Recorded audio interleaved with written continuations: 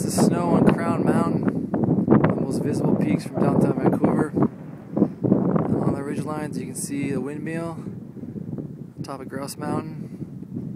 And down here, the ocean, Stanley Park, the West Peninsula of Vancouver, the downtown Vancouver skyline. Coming up the Burrard Inlet here. You can see way in the distance river flats. The Fraser River meets the ocean. There's the Burrard Inlet coming up. Looking out kind of toward Burnaby now. And then up the valley.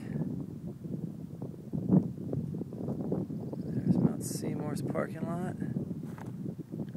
Up there is Dog Mountain. Look out. And Mount Seymour somewhere up there. And here are the Bluffs. Drops a couple thousand feet down to the Seymour Valley. And there is the Seymour River Valley.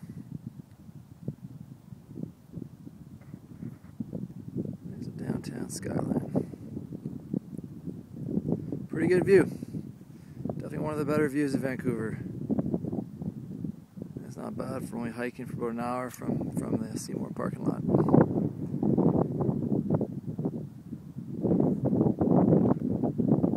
Beautiful city.